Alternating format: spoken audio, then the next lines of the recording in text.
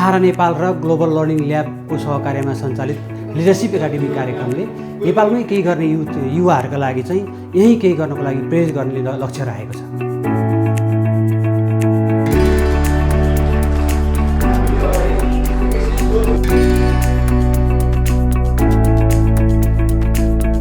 Leadership एकाडेमीमा SBI को situation behaviour इम्प्याक्टको महत्त्वपूर्ण भूमिका रहेको हुँदाखेरि युवाहरूको नेतृत्व विकासलाई धेरै मद्दत गर्छ।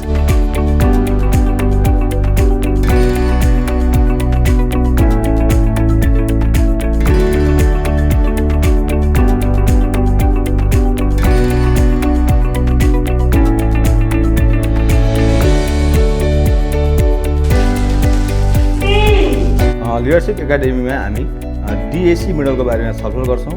डाइरेक्सन, एलाइनमेन्ट र कमिटमेन्टको कुरा चाहिँ युवाहरूले बुझ्न जरुरी छ।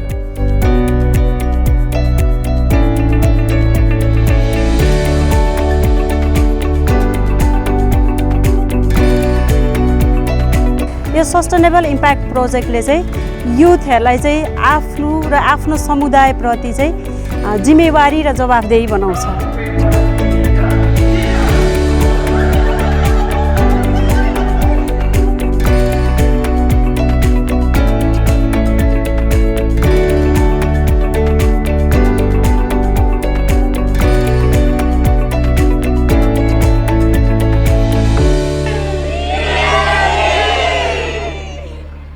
यस लिडरसिप ट्रेनिङले चाहिँ मेरो सेल्फ कन्फिडेन्स, पब्लिक स्पिकिङ र कन्फिडेन्सलाई एकदमै बढाएको छ। आफ्नो कन्फिडेन्स बुस्ट गर्न, अगाडि गएर लिडर भएर कसरी बोल्न, या केही प्रब्लम सल्भिङ कुराहरू सिकेका छौँ। आफ्नो नेतृत्व विकासमा ठुलो सहयोग पुगेको छ हैन। यसले गर्दा भविष्यमा म पनि केही गर्न सक्छु, एज अ लिडर भएर काम गर्न सक्छु भन्ने प्रेरणा मिलेको छ। नो कम्युनिकेसन स्किल्सहरू इम्प्रुभ गर्न अनि कन्फिडेन्स बुस्ट गर्न, पब्लिक स्पिकिङमा पनि धेरै हेल्प गरेको छ। चाहिँ कसरी बोल्ने, मान्छेसँग कसरी कोप अप गर्ने, ग्रुप डिस्कसन कसरी हुन्छ भन्ने जानियो अनि धेरै मजा आयो।